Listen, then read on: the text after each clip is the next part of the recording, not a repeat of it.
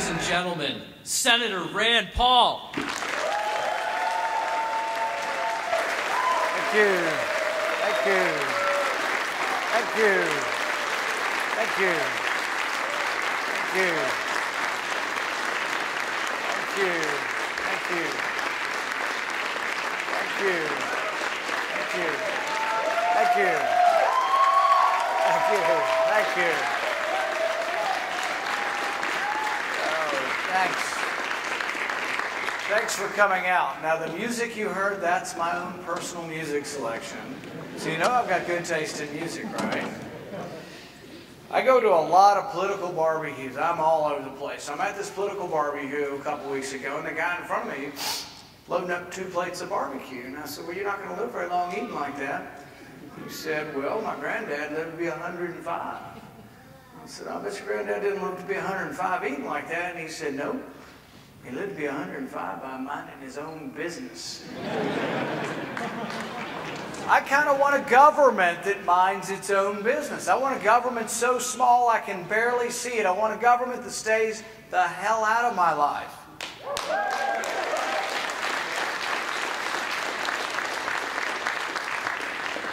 I don't want a government that's looking at all my phone records. I don't want a government that has the ability to collect them all and send them to some billion-dollar underground facility in Utah. It makes absolutely no sense. But you know, we would have known nothing about this had Edward Snowden not broken the law to tell us. Our government was lying to us. In fact, I think that's what ultimately prompted Snowden to do the release, is that the government was lying to us. James Clapper's the intelligence director. He was brought before the Senate and he was asked point blank, are you collecting our bulk? Are you collecting any of our records in bulk? And he said no. That's perjury. You should get a jail sentence for perjury. Why am I so harsh on this guy? Because we give extraordinary power. They have the power to collect all of your phone records. We're not talking about some of them, all of your phone records. They say, well, we're not listening to them. We're not looking at what you're doing in your phone. We're just collecting the records. Trust us. Well, how are we supposed to trust a guy who lied to us? That's the problem. This extraordinary power does require trust. It does require rules. And they're breaking the rules by telling us they're not even doing this. You know something they don't talk about much? They're also collecting your credit card number, your credit card information. They're collecting between 90 and 95% of all your credit card statements. If I have your credit card statement, I can tell whether you drink, whether you smoke, whether you gamble, and how much. I can tell what you read, what books you order. I can tell who your doctors are. I can tell what your medications are from your credit card bill. The government, it's none of their damn business what you do in your private life.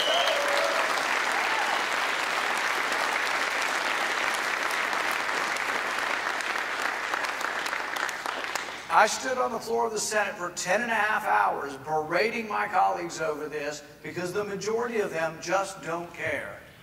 I told them that the right most cherished among men and women is the right to be left alone. Justice Brandeis had it right. He said the right most cherished among civilized men and women is the right to be left alone. But one interesting thing is that Justice Brandeis said this in 1928 when he was in the dissent. The majority of the Supreme Court said you do not have any expectation of privacy. Occasionally the Supreme Court gets things wrong. They got it really, really wrong in 1928. It took 40 years till the Supreme Court reversed themselves and said you do have an expectation of privacy in your conversation. But they still say that you don't have an expectation of privacy in your records. They say once you make a phone call, the record's not yours.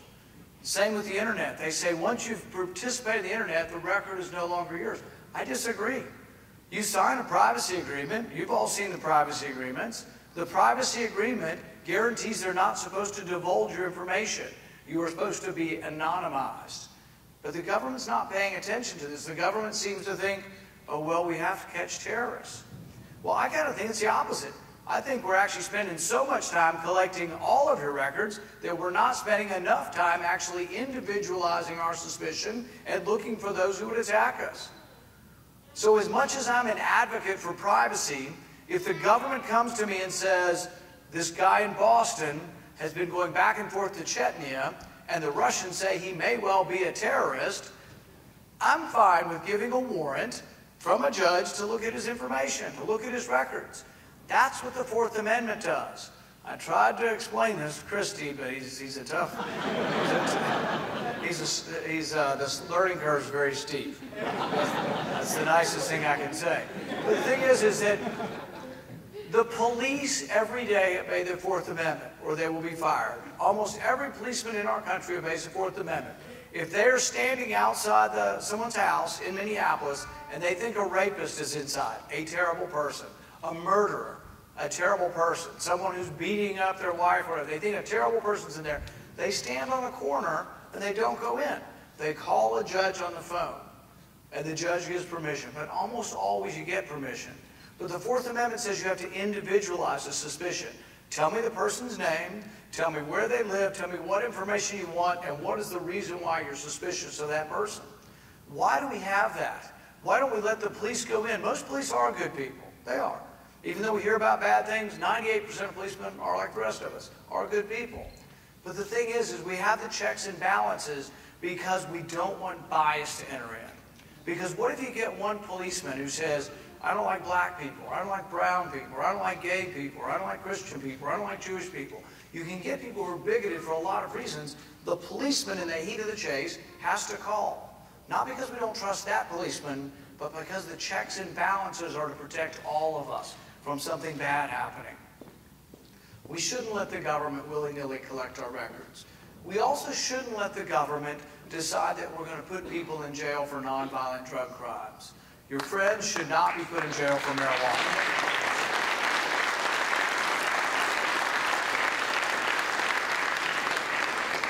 I'm not here to advocate for marijuana. I'm here to advocate for freedom. All right? Each of the past 3 presidents admitted they may not have been perfect when they were in high school or college, and they may well have done something that was illegal. My point is, if they're all admitting this, and then we seem to acknowledge that the people going to jail are poor, primarily African American, primarily Hispanic, but all of them poor, and if you go to Andover, like a certain presidential candidate went, and says he smoked pot there, the police don't go to Andover, all right? The police go to the south side of Chicago. So when you look at marijuana arrests in Chicago, 15-to-1 black to white. And so we have to acknowledge that's what's happening. So if you're a rich kid who lives in the suburbs, and when you were a kid you smoked pot, I don't think you should be for rules that are putting all the poor kids in jail for this. Doesn't mean we have to say and celebrate something, but we should celebrate freedom. We should celebrate the state's rights to be involved with this. When the Constitution was written, there were 4 crimes. It's like treason, counterfeiting, piracy. That's all that the federal government did. The federal government did almost nothing with regards to crime. People say, well, we need federal murder laws. No, you don't. There have never been murder laws until recently. They were all state murder laws. Now, there are some quirky little things across state lines, but that's about it. The federal government's gotten over involved. So not only are we putting people in jail for marijuana, do you know we put people in jail for milk? I'm not kidding. You can go to jail if you milk the cow and sell it to someone across the state lines. You can go to jail. There was an Amish farmer who was arrested in Pennsylvania, handcuffed before sunlight, thrown to the ground for selling milk. There was an organic store in Los Angeles, same thing, raided by the USDA. Do you know the Department of Agriculture has a SWAT team? There are 48 federal agencies that have SWAT teams. The Department of Agriculture, the Department of Education, so make sure you pay your student loans. The Department of Education actually did handcuff a guy for 6 hours. Turned out they were looking for his wife. For student loans. I mean, we've gone a little crazy when we're doing this. I know a gentleman, not personally, but I know his story, who was arrested for RICO Act violation. RICO is this conspiracy thing. It's supposed to get gangsters and drug dealers. He was arrested for putting clean dirt on his own land in southern Mississippi. So he wanted to raise the elevation of his land, and they came to him and they said, oh no, your land was a wetlands. There was no water on the lands. Did have some elevation when there was a lot of rain. There might have been some water on the land, but it was his land, and he was selling it for real estate. Put dirt on there without the government's position, without their permission, 10 years in jail. He was 70 years old. He spent 10 years in jail. Another guy by the name of John Potska was a Hungarian immigrant to our country, fought against the communists over there, came here seeking freedom. Same thing. This was in an industrial area in Pennsylvania. He bought the land across from him, which is a junkyard. There were old rotten automobiles and jalopies. There were 7,000 tires, and when it rained, it flooded. So he bought it. He decided he'd clean it up. He picked up all 7,000 tires, and guess what? When you clean up ditches, sometimes it doesn't flood anymore. But somebody had called it a wetland. He started putting dirt on it. He got 3 years in prison, $250,000 fine. He died bankrupt and bitter at the country that he came to. The great country of ours that's been the freest, richest country in the world, and we're doing this kind of stuff. The reason I'm running for office is government's gotten too big. It's in your economic lives, it's in your personal lives. It has just run amok. And as a consequence, though, I think we're at the tipping point. And why should it matter to you? It should matter to you because you're going to be looking for a job pretty soon. You've got to understand how jobs are created. See, if you think that, well, Bernie's great. Oh, Bernie wants to give me free stuff. I want to pay for my college. There is no free lunch. Bernie can only pay for your college by taking it from somebody else.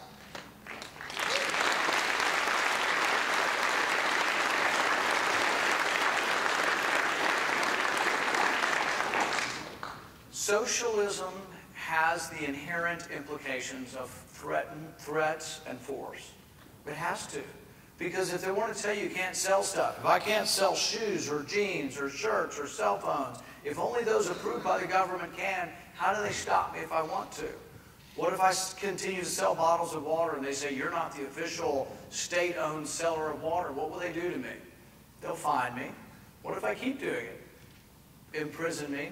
But what has been the effect of this many times historically when the state owns things? You talk about cronyism, the people who are favored get to sell things, and the people who are not don't. But ultimately, it is wound up in the elimination of entire segments of the population. People say, oh, you're saying that Bernie Sanders is Pol Pot. No, I'm saying that he's embracing the same philosophy of socialism that led ultimately to the extermination of people. Stalin killed tens of millions of people. They say, well, Bernie's not going to do that. Probably not. Well, Bernie believes in democratic socialism. It doesn't matter whether a majority takes your rights away or whether one single authoritarian takes. So if a majoritarian, somebody gets 51%, does anybody think slavery is less bad if a majority votes for it? So what if a democracy says, we're going to have democratic slavery? No one would say that's right. There are certain rights that are yours that come to you from your creator, and no majority should take them away. That's what the Bill of Rights is about. We're not a democracy. So for those who think, oh, we're going to go around the world and we're going to fight to, make the world safe for democracy, we're not a democracy. Our founding fathers were appalled at the idea of a democracy. We're a constitutional republic where your rights are guaranteed and your rights pre-exist government. Government was instituted among men to protect your rights, not to create rights. So you don't have a right to a chair. You don't have a right to shoes. You don't have a right to pants. You don't have a right to health care. You don't have a right to water. You have a right to be free. And then you have a right to pursue happiness. But nobody guarantees you happiness. If anybody comes to you and says, I'm going to give you this, ask them where they're going to get it from. If they're going to give you free health care, who's going to give it to you? The physician, the nurse, the janitor at the hospital? Somebody's got to provide it. So you got to take it from somebody. Just because you can't see them doesn't mean it doesn't exist. There is no free lunch. Nothing is free. And it also takes away from the argument. Is healthcare costs, educational costs going through the roof? Yes. But why don't we try to examine why educational costs are going through the roof? Number one, the supply and demand are screwed up. The demand is already subsidized greatly by government, and the supply is controlled by government. So if you want healthcare costs to go down, you got to break up the monopoly. You got to allow more things to happen. For example, I'll bet you at your university here, if you take an online course, it costs about the same as being in the classroom. In a true marketplace, it would cost 1/100th because they wouldn't need the classroom for you. The internet would bring the price almost to zero per pupil. But what's happening is we still have a guild that has gotten together and controlled it, and it goes up and up and up. And all these universities, some of them have billion-dollar endowment funds, and yet students are struggling. Let's try to figure out how to break up the monopoly and let the prices plummet, and not just say, oh, well, we can give it to you for free. If you make it free and you keep the supply the same, the price will continue to rise. And whoever the person is that's paying for free will continue to pay more. In the debates, as we look forward, there are people on both sides of the aisle who I think are about the same. And I said this recently, partly to shock people, but also just to make sure they're paying attention. On foreign policy, there's no difference between Marco Rubio and Hillary Clinton. They're both neoconservatives.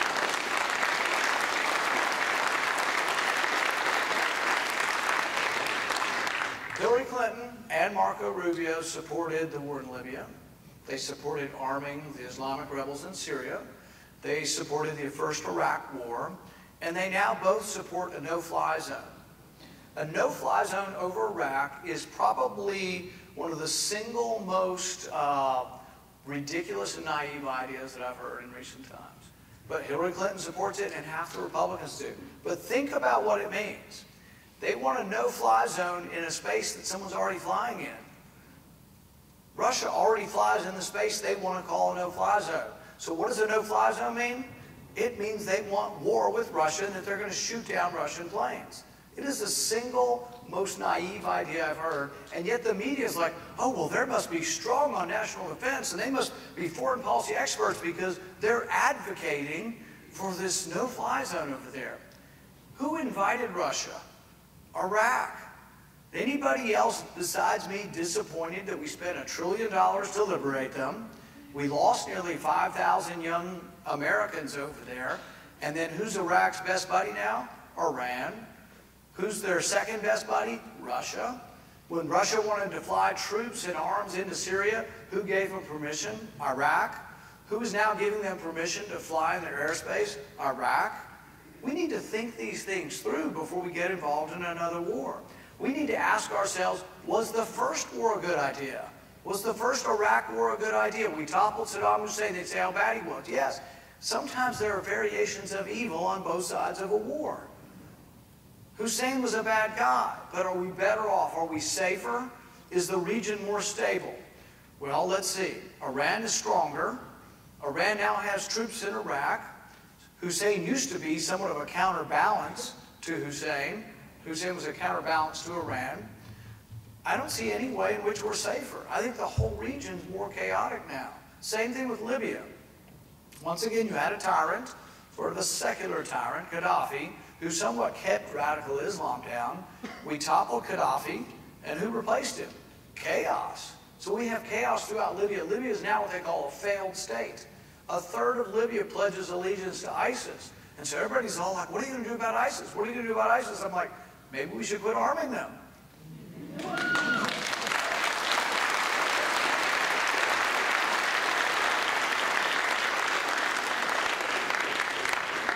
In Yemen, the country just below Saudi Arabia, they've been fighting for a long time. But the Iranians are supporting these people called the Houthi rebels. There's Al-Qaeda in there, and then there's Saudi Arabia supporting the ex-government. There's like 3 or 4 different factions. But there are people on my side, Republicans, who are hysterical that there's a war going on that we're not involved in. And they're like, my goodness, we have to get involved in there because Iran is involved in there. And it's like, which side are you going to pick, Iran or Al-Qaeda? It's like, oh, well, sometimes we have to side with Al-Qaeda. The ambassador to Syria said this. He said, the former ambassador to Syria, he said, I oppose sending arms to the Islamic rebels because I thought some of them were radical and weren't friendly to America. And he said, it is inevitable that some of the arms you give to the Syrian rebels will fight alongside Al-Qaeda and alongside the people who ultimately became ISIS. I said, really? I thought that's who attacked us on 9/11. I thought we didn't like Al-Qaeda. Oh, well, we're just going to side with them for a little bit because ISIS is a little bit worse than Al-Qaeda.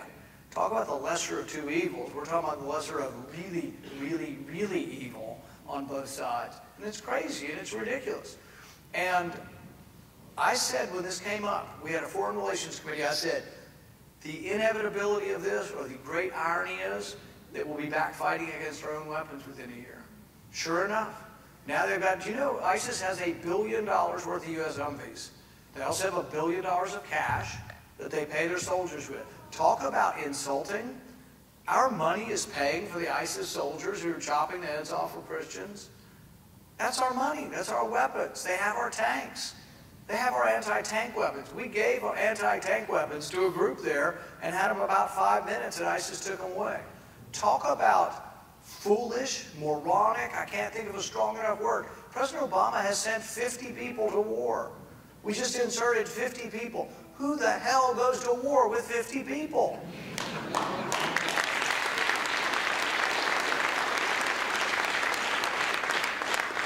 We trained 60, all right? This is a really brilliant move. We trained 60 of them, cost us $250 million, $4 million per fighter. So about 3 months ago, we inserted 4. Who the hell goes to war with 4 people? Do you know how long they lasted? 10 minutes. They were captured after 10 minutes, and I don't know, $10, $20 million worth of equipment was captured too. What in the world are we doing in the middle of a war we don't understand, where both sides are evil? We should defend American interests. We should defend our vital interests. And people say, what is that? What is a vital interest? It's a good question. It should be debated. That's why our founding fathers did not give the power to go to war to the president. They gave the power to initiate or declare war was given to Congress. So a couple years ago, President Obama comes to our small lunch. It's just the Republican senators. So there's about 45 of us at lunch. And I raised my hand, and he wasn't real happy, but he took my question. And I said, when you ran for office, you very explicitly said one thing that I agreed with. You said that no president should unilaterally go to war without the approval of Congress unless we're under imminent attack.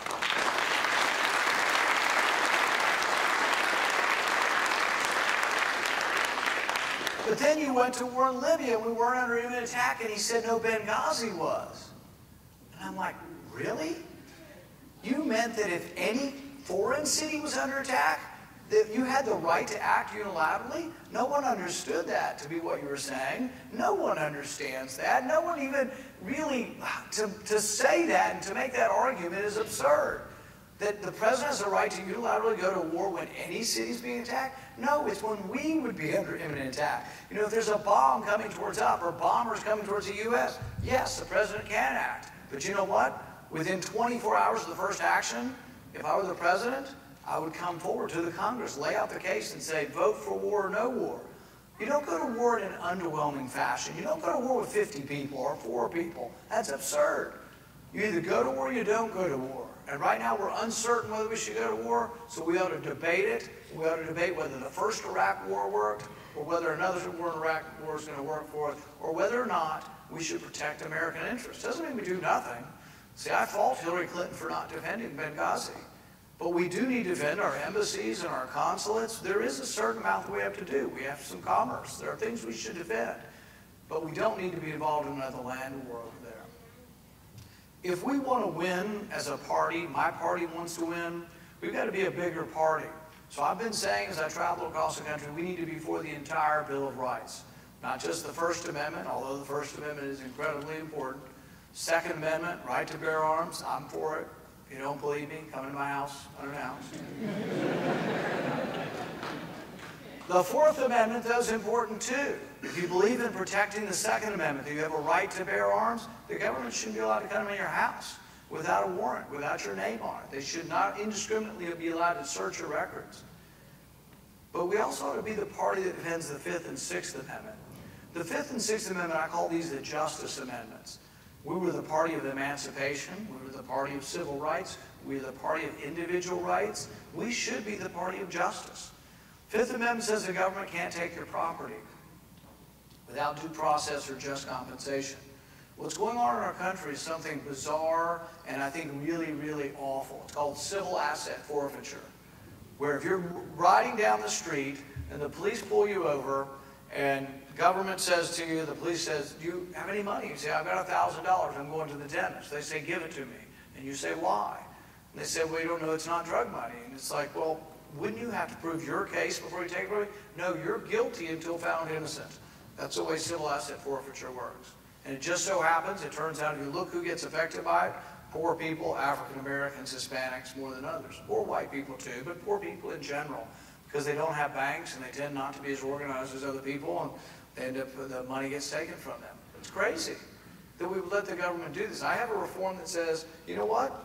You should never have anything taken from you unless you're first convicted. You should be presumed to be innocent until proven guilty.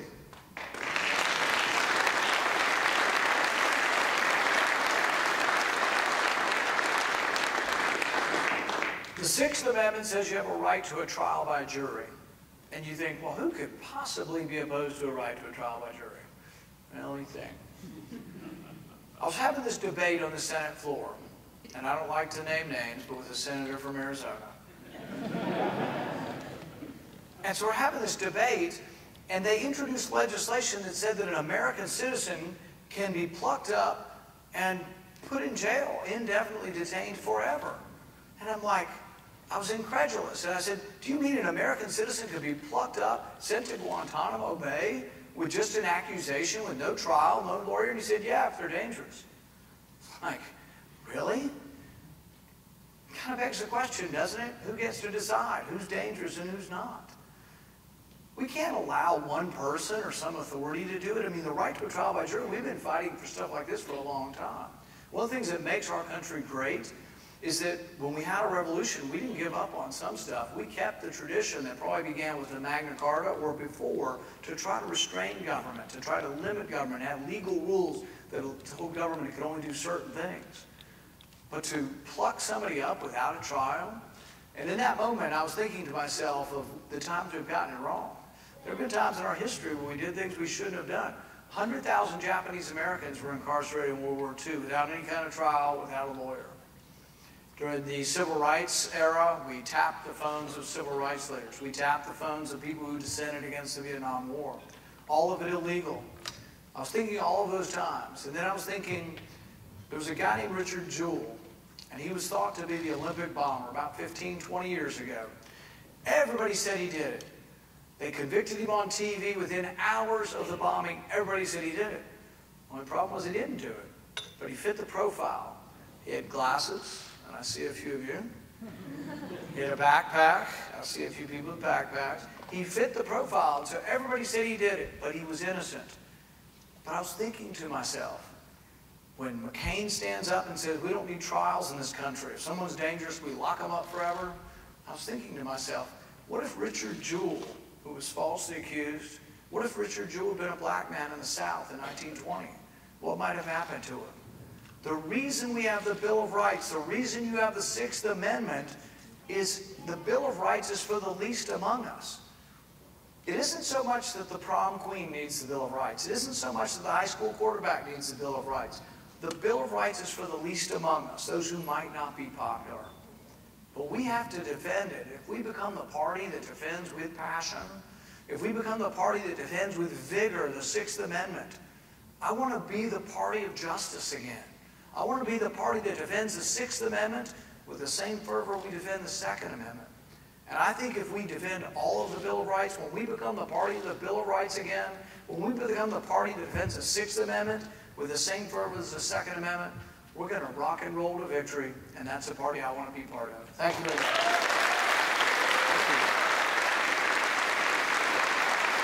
You're going to announce pictures. Where are we going to do them?